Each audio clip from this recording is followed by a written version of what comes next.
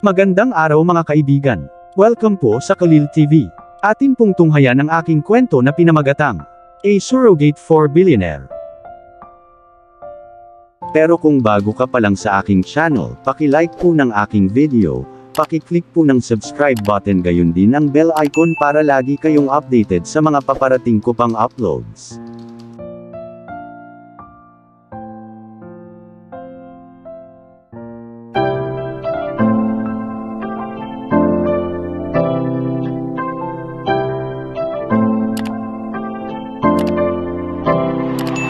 Kalil TV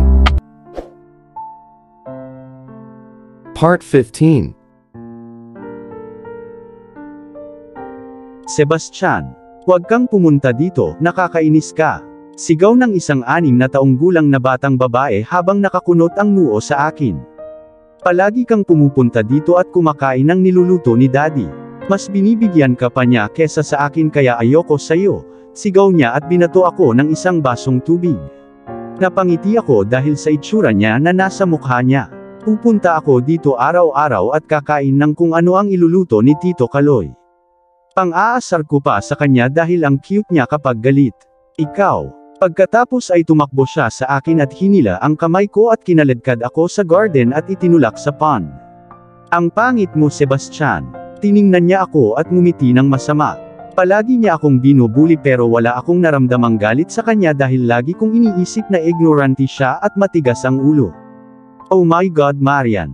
Itinulak mo ulit siya sa pond. Don't do it, baby. Ito ang ina ng batang babae. Light brown na buhok na abot hanggang tuhod at magagandang hazel eyes. Napakagandang babae niya. Kinain niya lahat ng niluto ni Daddy. Umiiyak na si Marian habang tinutulungan ako ng kanyang ina na makaalis sa pond. Huwag mong tratuhin si Sebastian ng ganito, Marian.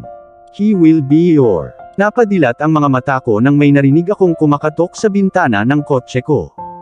I turned my head and looked at Kent who just came, bumuntong hininga ako at lumabas ng sasakyan. Anong meron? Tanong sa akin ni Kent habang nakasandal sa sasakyan. Naaalala mo si Marian? Tanong ko sa kanya habang nakatingala sa mga bituin sa langit. Naramdaman kong tumingin sa akin si Kent ng mabilis pero nanatili lang akong nakatingin sa langit. Lost young lady of Mondragon family. Siyempre naalala ko. Paano ko siya makakalimutan kung siya lang naman ang nambubuli sa'yo noong mga bata pa tayo? Isang maliit na tawa ang pinakawala ni Kent habang nagsasalita. Sebastian, bakit biglaan? Tanong niya sa akin at huminga muna ako ng malalim bago nagsalita. Siya nga si Alexa. Napatingin ako sa kanya at sinabing nakita ko ang gulat na ekspresyon niya. What the fuck? Hindi. Teka, kamukha niya, Kent said with a horror-filled voice at tumingin siya sa mukha ko. Alamin mo kung anong nangyari sa kanila ni Janos. Si Janos ang baby na ipinanganak ni Tita Malo. Nandoon din ako nang iuwi ni Tita Malo ang bagong silang na sanggol. Naaalala ko pa ang masasayang mukha ni na Mark at Tito Kaloy. Paano mo nakilala, Sebastian? Tanong niya sa akin habang nilalabas niya ang pakete ng sigarilyo niya sa bulsa. Anak ni Mark ang nakakilala sa kanya pero wala siyang kaalam-alam. Bumuntong hininga ako at kinuha ang pakete ng sigarilyo sa kamay niya. You still don't know it, Sebastian. Baka nakita ng anak ni Mark na kamukha niya, sabi ni Kent habang bumuntong hininga. Tama siya. Hindi ko pa kinumpirma pero malaki ang possibility niyan. Pero sabi ni Alexa hindi niya naaalala ang nakaraan niya at naaksidente siya kaya nawala ang alaala niya. Walang nakakaalam kung ano talaga ang nangyari kay Marian at sa kanyang nakababatang kapatid. Ang alam lang nila ay kayakap niya ang kanyang kapatid sa hardin habang walang tao sa bahay. Tinanong mo ba siya? Tanong sakin ni Kent habang umiiling. No, I can't let her know and I can't let Mondragon's families find about her. Mark obviously said that he won't let me have his sister. I will marry her tomorrow and after that wala nang pwede na baguhin ang katotohanan na siya ang aking asawa. Siyempre hinding-hindi at kapag nalaman niya ang nangyari kay Alexa at nagsilang na siya ng anak para sa iyo ay mababaliw siya sa galit. Tumango ako kay Kent dahil tama nga siya. I'm gonna marry her tomorrow. I'll just get marriage certificates. Tumingin ako sa kanya at sinabi, tinaasan niya ako ng kilay. What the fuck? Are you going to marry her? Tumango ako sa kanya at ngumisi. Bakit? Nagseselos ka? Tanong ko sa kanya habang dumilim ang mukha niya at umiwas ng tingin. Bakit kailangan kong magselos? May mga babae ako. Kung gusto ko pwede akong magpakasal sa isa sa kanila. Aniya sa inis na boses. But in the deep inside of your heart gusto mong pakasalan yung babaeng nanampal sa'yo diba? Pang-aasar ko sa kanya na lalong dumidilim ang mukha niya. Of course force her to marry me. Napatingin sakin si Kent sabay ngisi habang nakataas ang kilay. She's the best friend of Alexa. I met her today and she even blamed you in front of Alexa. Napawi ang ngiti ni Kent dahil sa sinabi ko. Ano? Nakita mo siya? Saan? Tanong niya sa akin with an impatient voice. Di ba pinakiusapan ako ni Alexa na wag sabihin sa kanya? Shit.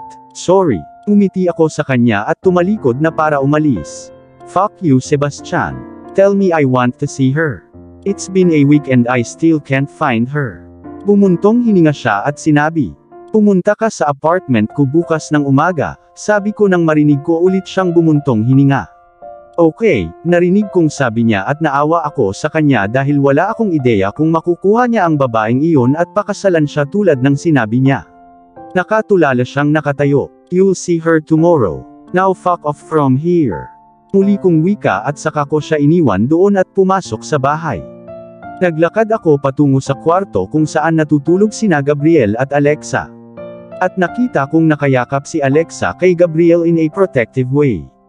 Pumasok ako sa kwarto at tinakpan ko sila ng kumot at hinalikan sila sa noo habang papasok ako sa kabilang kwarto. Tiningnan ko ang oras at 1:00 na ng umaga. Umupo ako sa kama at kinuha ang sulat na sinulat ni Janus para sa akin at muli ko itong binasa. Hindi ko na napigilan ang sakit sa puso ko at sinimulan kong hilahin ang buhok ko at gusto kong maramdaman ang sakit dahil kasali din ako dito. Kailangang mamatay si Janus nang wala sa oras at kasalanan ko rin. Tumulo ang luha ko nang maalala ko siya. Hindi niya deserve ang ganoong buhay. Siya ay anak ng pamilya Mondragon. Bakit naging ganito ang mga bagay? Namatay siya nang hindi man lang alam ang tunay niyang mga magulang at kung sino talaga siya. Hindi ba dahil kay Lola ang lahat? Siya ang gumawa nun sa kanya pero I bet there's someone behind everything other than Lola. Paano ko ba mapapawi ang sakit na ito? Hindi ko magawa dahil sa tuwing ipipikit ko ang aking mga mata ay naaalala ko kung paano akong initian ni Janus noong araw na yun. Gusto kong pagaanin ang sakit sa puso ko dahil hindi man lang ako makahinga ng maayos. Kinailangan kong tingnan si Janus ng araw na iyon nang walang pakialam. Siya ay isang cancer patient at malinaw na alam ko ito, hindi ba? Nakita ko siya sa lugar na yon. Fuck my life. Shit. Biglang walang pasabi ay mabilis kong hinubad ang sando ko at sinimulan kong kalmutin ang katawan ko. Nangyayari na naman ba sa akin yun? Fuck. Saglit kong kinamot ang katawan ko at wala man lang nakatulong sa akin. Kaya tumayo ako sa kama at kumuha ng paper cutter sa table ni Alexa at hiniwa ang kamay ko. Umakyat ang dugo sa sugat ko pero wala akong maramdamang sakit. Shit. Hindi rin ito gumagana. Kaya napagpasyahan kong gawin ito hanggang sa maramdaman ko ang sakit at nang mahiwa na ulit ako. Sebastian. Ano? Anong ginagawa mo? Narinig ko ang boses ni Alexa habang nakatingin ako sa kanya. Namumula ang kanyang mga mata at malamang kakagising lang mula sa pagkakatulog ay biglang nabasa ang kanyang mga mata habang nakatingin sa akin. Ano ba yan Sebastian? Lumapit siya sa akin at kinuha ang paper cutter mula sa aking kamay at pumunta sa bintana nang buksan niya ito at itinapon ang paper cutter. You are bleeding. Bakit? Anong nangyari? Wika niya habang tumutulo ang mga luha niya. Umiiyak ba siya para sa akin? Paano kung natagpuan niya ang pagkamatay ng kanyang kapatid at nawalan siya ng pamilya dahil sa akin? Tanong ko sa sarili ko habang nakatingin sa pamilya. Sisigawan siya. You look gorgeous Alexa. I traveled my fingers through her face and smiled as she looked up at me with an angry face. Still the same little girl. Shut up, idiot. With that she shook my hand away and made me sit on the bed. Mabilis niyang hinawakan ang kabilang kamay ko at tinakpan ng mahigpit ang sugat ko. Hold it tightly, she warned me at lumabas ng kwarto. Makalipas ang ilang segundo ay dumating ulit siya dala ang first aid box at umupo sa tabi ko sa kama.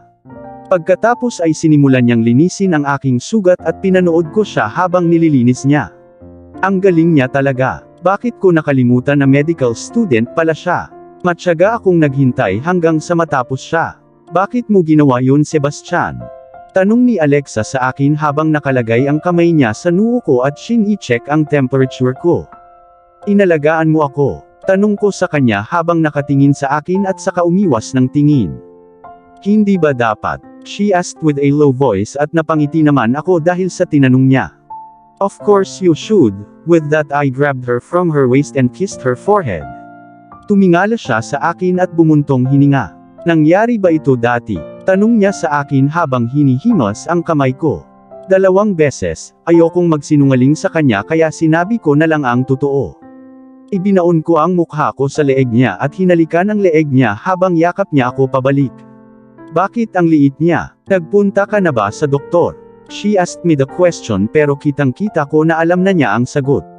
Hinaplos-haplos ko ang malasutla niyang buhok at nagpakawala ng malalim na hininga nang ilapat niya ang baba niya sa balikat ko. Alam mo naman kung ano ang tawag dun, di ba? Marahang tinapik ni Alexa ang likod ko at hinalikan ang balikat ko. Marunong talaga siyang mag-alaga ng pasyente. Hindi ko talaga alam kung ano ang tawag doon dahil wala akong sinabi kahit kanino tungkol dito at wala akong pakialam. Nag-apply lang ako ng gamot pagkatapos ng lahat. It is called self-injury disorder, Sebastian. It's not something good. Muli niyang hinalikan ang balikat ko at nagsalita. Napuno ng pagmamahal at pag-aalaga ang puso ko sa babaeng ito dahil alam niya talaga kung paano alisin ang sakit na nararamdaman ko. Let's go and meet a doctor tomorrow. She pulled herself back and looked at me. Pinagmasdan ko siya saglit at tumango sa kanya dahil wala akong paraan para tumanggi ako sa sinabi niya. After get our marriage certificate we'll go, okay? Umiti ako sa kanya nang tumango siya. Umiti ako sa kanya at dinikit ang labi ko sa cherry lips niya. Natahimik sandali si Alexa sa katumugon sa halik ko habang nakapulupot ang mga kamay niya sa leeg ko. Ang dami nating mahihirapan sa future, Alexa, pero no matter what, let's stay together and face everything, okay? Tinihil ko ang paghalik at sinabi sa kanya, at naluluha ang mga mata niya. Tumango siya sa akin at hinalikan ko ulit siya, dahan-dahan ko siyang inihiga sa kama at umakyat sa ibabaw niya habang sinimulan ang kasiyahan ng sarili namin. I didn't want to make her exhausted so I didn't do it more than twice pero tulog na siya bago pa man ako makatapos. Bumangon ako sa kama at pumasok sa banyo dahil pinagpapawisan ako. Pagpasok ko sa banyo ay naalala ko na sinabi sa akin ni Alexa na huwag basain ang kamay ko. Pagkatapos kong maligo ay lumabas ako ng banyo na may basang tuwalya at pinunasan ko iyon sa katawan ni Alexa. Pagkatapos ay humiga ako sa kama at humiga sa tabi niya habang pinagmamasdan ko ang natutulog niyang mukha. Napakarilag. Gusto kong matulog pero hindi ko magawa dahil ang munting sulat kamay ni Janus at lahat ng sinabi niya ay sumasagi sa isip ko. Dahan-dahan kong ipinikit ang aking mga mata para matulog dahil 2 araw akong hindi nakatulog. Nagising ako ng umaga at nakita ko si Sebastian na payapang natutulog sa tabi ko. Tiningnan ko ang temperature niya at saglit na pinagmasdan ang mukha niyang natutulog at bigla kong naalala kung paano ko siya nakita kagabi. Pulang-pula ang kanyang mga mata at magulo ang buhok. Bumilis ang tibok ng puso ko nang makita ko ang mga gasgas niya sa likod at ang dumudugong sugat.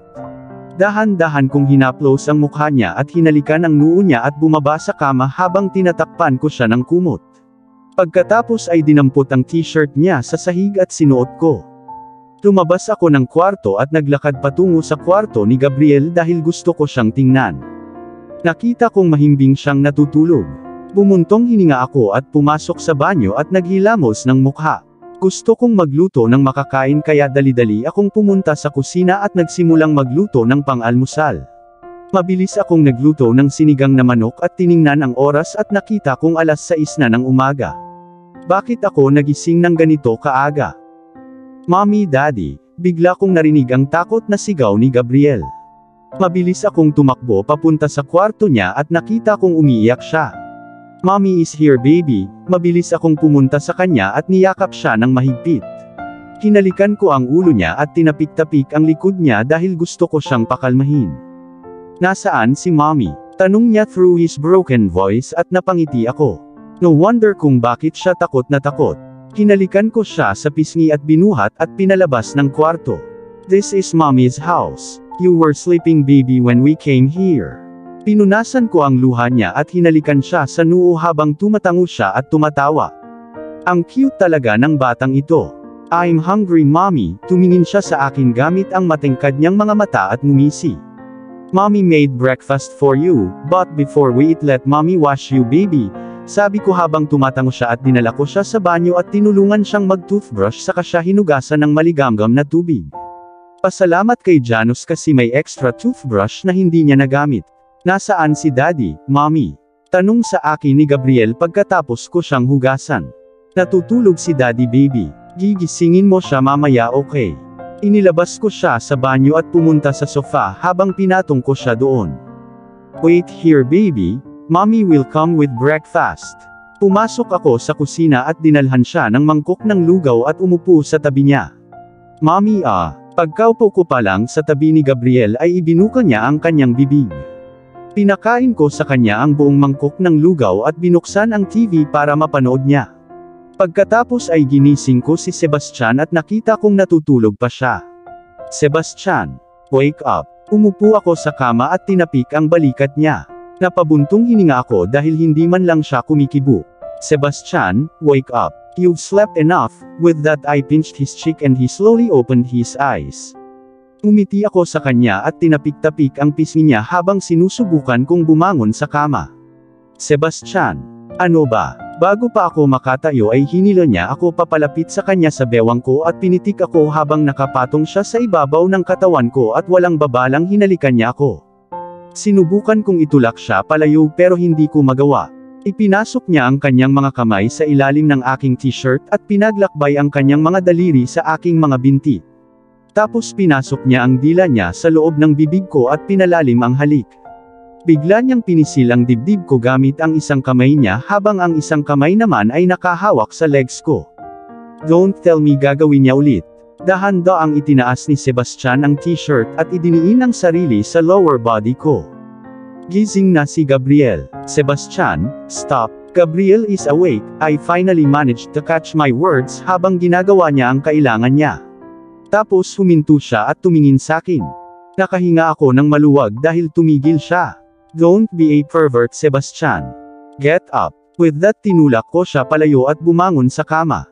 Napatingin ulit ako sa kanya at nakita kong dinilaan niya ang labi niya habang naglalakbay ang mga mata niya sa buong katawan ko. Pervert. Maghilamos ka at halika na ang almusal ay handa na, kumunot ang noo ko sa kanya at lumabas ng kwarto nang hindi lumilingon sa kanya. Maya-maya ay lumabas si Sebastian at nakapants lang siya dahil suot ko ang t-shirt niya. Daddy, good morning, tumalon si Gabriel mula sa sofa at tumakbo papunta kay Sebastian habang nakataas ang mga kamay. Umiti si Sebastian sa kanya at binuhat siya sabay halik sa noo niya. Good morning little hero, pagkasabi niya noon ay tumawa si Gabriel. Ang cute niya. Daddy, anong nangyari sa'yo? Biglang tanong ni Gabriel habang hawak ang mga gasgas ni Sebastian sa kanyang balikat. Wala lang baby. Nag-breakfast ka na ba? Tumingin sa akin si Sebastian at nagsalita.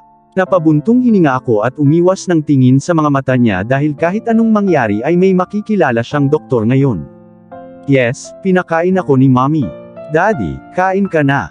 Masarap ang nilutong pagkain ni Mommy. Humalik si Gabriel sa pisngi ni Sebastian at ngumiti. Sige kakain na si Daddy, Alexa we should go soon. Hinalikan ni Sebastian sa noo si Gabriel at tumingin sa akin habang nagsasalita. Tumango ako sa kanya at tumingin sa baba dahil nahihiya ako. Papakasalan ko ba ang lalaking ito? Sebastian Madrigal, pinakamayamang tao sa bansang ito. Muli akong napatingin sa kanya at nakita kong nakatingin siya sa akin habang nakangiti. Ang gwapo niya. Pagkatapos mag-almusal ay hinatid kami ni Sebastian ni Gabriel sa apartment niya. Gusto kong matawa dahil siya ang nagmaneho ng sasakyan ng walang suot na sando. Tinawanan siya ni Gabriel pero hindi ko magawa dahil kasalanan ko at suot ko ang sando niya. Pagdating namin sa bahay ay pumasok ako sa kwarto at nagsimulang magsuklay ng buhok. Alexa, aalis ako saglit at babalik ako agad. May darating dito mamaya na may dalang damit para sa'yo okay? Pumasok si Sebastian sa kwarto at nagsalita sabay hawak sa bewang ko at hinalikan sa noo. Bakit may damit? No need Sebastian, sabi ko habang nakatingala sa kanya. Bakit niya iniisip ang bawat maliit na bagay? Sa tingin mo papayagan kitang pumunta doon ng simpleng damit lang? Kumunot ang noo ni Sebastian at kinagat ang ibabang labi ko. Teka, babalik ako agad. With that Ryan kissed my forehead and went out of the room. Dahan-dahan ko siyang sinundan at pinanood siyang umalis. Take care of your mommy little young master, I'll come fast. Yumuko si Sebastian at hinalikan ang noo ni Gabriel habang tumatawa si Gabriel. Okay daddy, I love you, sigaw ni Gabriel sa tenga ni Sebastian at mabilis na tinakpan ni Sebastian ang tenga niya. Huwag you brat, sigaw ni Sebastian habang papasok na siya sa elevator. Tapos tumingin siya sa akin at ngumiti ng malumanay. Lalong lumakas ang pintig ng puso ko habang nakangiti siya sa akin. Naghintay ako ng 15 minuto at narinig kong tumunog ang bell. Napabuntong hininga ako dahil kay Sebastian, nakabalik na kaya dali-dali akong pumunta at binuksan ang pinto, pero nagulat ako dahil sa nakita ko, Amelia. Amelia, niyakap ko siya habang bumuntong hininga. Paano siya napunta dito? Alexa, dinala ko yung damit mo. Ihanda na natin. Ano? Magdamit. Binigyan ba siya ni Sebastian ng damit? Pasok ka, paano ka nagkaroon ng damit? Natatarantang tanong ko at nagpakawala ng malalim na hininga si Amelia at ngumiti. Your Mr. Madrigal asked me to go to this address and give this to his wife and help her to get dressed. Ngumiti si Amelia at kinindatan ako. Talaga, pinapunta siya ni Sebastian. Is he trying to make me fall in love with him? Nakakainis. Ninang, narinig ko ang parang bata na boses ni Gabriel at nilingon ko siya at nakita kong nakatingin siya kay Amelia na nakangiti. Hello baby. Umiti sa kanya si Amelia sabay takbo ulit sa kwarto. Ano iyon? Nahihiya ba siya? Tuldok. Alexa, mag-shower ka na at halika na. Dito ako maghihintay. Sabi niya, dapat andoon kayo ng alas 9 daw ng umaga, sabi ni Amelia habang nakangiting nakatingin sa akin.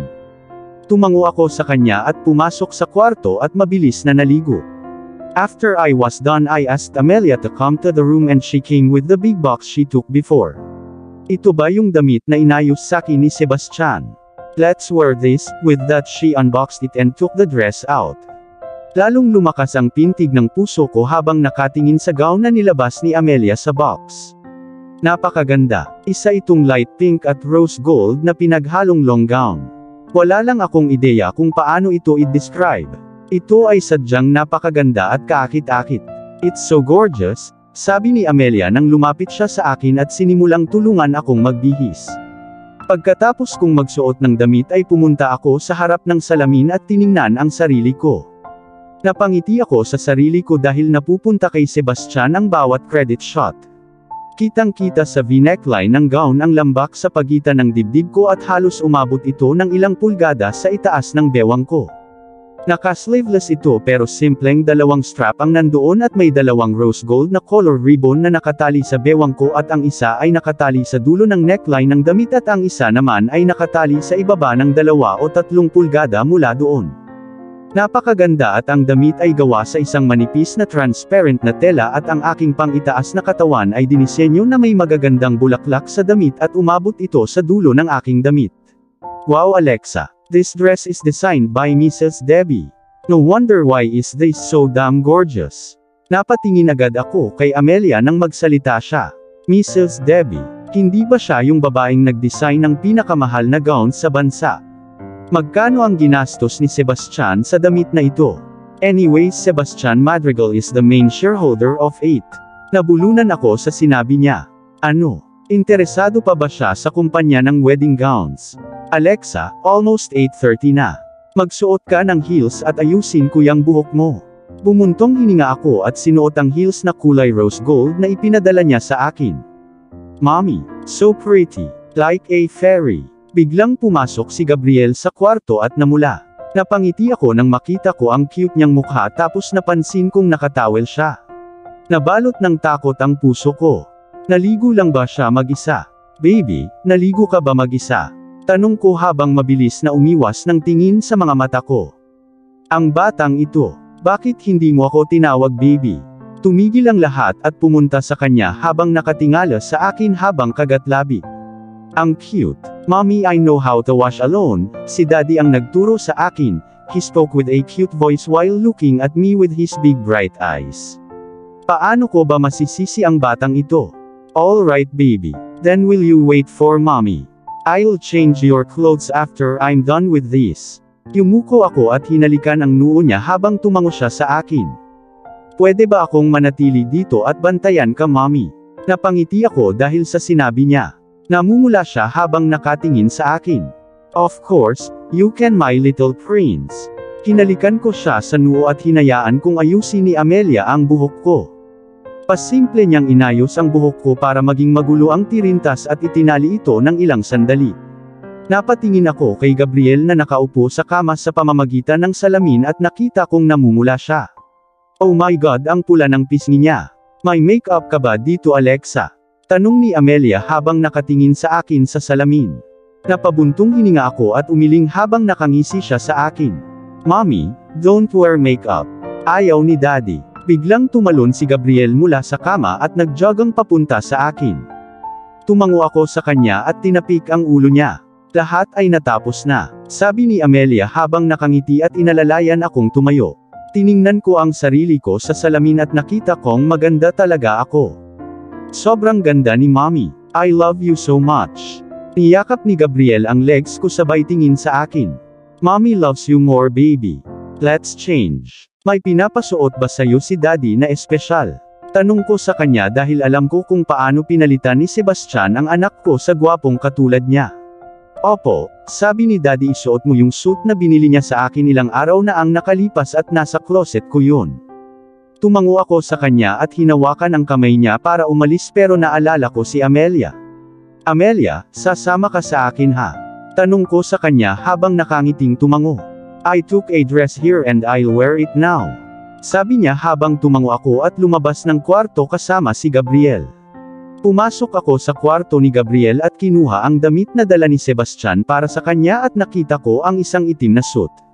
Itim din ang suot niya at binibigyan din ng itim ang anak ko. Napabuntong hininga ako at dali-daling tinulungan si Gabriel na magpalit at magsuklay ng buhok gaya ng pagsusuklay ni Sebastian. Ang gwapo kaya ng baby ko. Hinalikan ko si Gabriel sa pisngi at ngumiti. Sobrang cute niya. Alexa, ready ka na? Tumingin ako sa likod at nakita ko si Sebastian na kakapasok lang sa kwarto. Kailan pa siya dumating? Hindi ko man lang narinig. Nakasuot na siya ng damit niya at as always black at walang kahit anong kulay yung suit niya. Then I found he was staring at me from my head to toe. Tapos bigla siyang lumapit sa akin at hinila ako palapit sa kanya sa bewang ko. You're so fucking gorgeous Mrs. Madrigal. With that Ryan started to kiss my neck. Mrs. Madrigal lang ba ang tawag niya sa akin? Daddy, go away. Don't bite. Ginawa lang ba ng lalaking to sa harap ng anak niya? Mabilis ko siyang tinulak palayo at napatingin kay Gabriel na nakakunot ang noo kay Sebastian. Daddy, pinapapangit mo si Mommy. Huwag mong kagatin. Napabuntong hininga ako nang marinig ko ang boses ni Gabriel. Tumaas ang kilay ni Sebastian at tumingin kay Gabriel at saka kinuha ito at binuhat ng pahagis. What the hell Sebastian? Stop it, sigaw ko nang makita ko ang ginawa niya sa anak ko. Baliw ang lalaking ito. No Mommy, gusto ko kapag si Daddy ang gumawa nito. Nakahinga ako nang maluwag nang marinig ko ang tawa ni Gabriel. Like father, like son. Natakot ako dahil itinapon niya ang anak ko ng sobrang taas. Sa wakas ay inihinto ito ni Sebastian at ibinaba habang nakatingin sa akin. Alexa, may darating na importanteng tao ngayon okay? Huwag kang matakot, manatili ka lang sa tabi ko. Seryosong tingin ang sinabi ni Sebastian. Pinagmasdan ko siya saglit at tumango pero nababalot ng kaba ang puso ko. Pagkatapos ay naglabas siya ng isang maliit na light pink na bow sa kanyang bulsa at ibinigay kay Gabriel. Where this little hero, hinalikan ni Sebastian ang noo niya sabay suot ni Gabriel. At ang cute niyang tingnan. At dito na po, nagtatapos ang part 15 ng ating kwento. Sabay-sabay po natin abangan ang susunod na kabanata. Maraming salamat po. God bless and stay safe everyone. Shout out po sa ating mga kaibigan na sina Kenta Hamamoto, Mary Ann Bacot, Chris Kenneth Acosta, Teresita Arevalo, Honey V of Kuwait, Ella Fame of Kuwait, Yams, Vladimir Casimo, Abun Shoji, Rex Roy, Evain Loha, Fe Cruz, Pinky Flores, Janice Lunhas, Emily Cabico, Darkman Ed at Mimi, Nicomeda Atihira, Ana Yu Paul, Sassy TV, Nelia Ruiz, Raquel Kilao, Bernadette Pia, Rod Alan de la Cruz Tagle, Marivic Baricuya, Marian Sushon, Judy Char, Girly Bautista, Gemela Dumasil, Jessel Aquines, Harna Baduli, Baby Dayrit, Nitz Reyes, De La Cruz Aloha, Maricel De La, Annalisa Trinidad, Jingjing Roladan, Love Top Secrets, Debbie De La Roca, Shunli Diaries, Evangeline Caballero of Kuwait, Karen May Plato, Fena Veros, Taylon 21, Glyceria Salab, Ellen Juanilo, Manang Mary's Channel, Adelita Shirikian of Jerusalem, Israel, Elsa Maestro, Amelita Andaha, Nympha Tolentino, Fiel Daliwan, LV Catalonia, Estrella Taluon, Madol Fuerza, Maria Ren Buentipo, Samar Biang, Vayanica Sagde, Reina Roque, Neri Havi, Marisa Rem Ular, Hylan Samgold, Marizel Verona, Minda Adlawan, Nora Abdulkadir of Bahrain, Neri Javier, Dory Lynn Besa, Maria Manering of Australia, Alma 1027, Spice 221, Rose Ellen Fernando. Maraming salamat po sa suporta at ingat po lagi tayong lahat. God bless.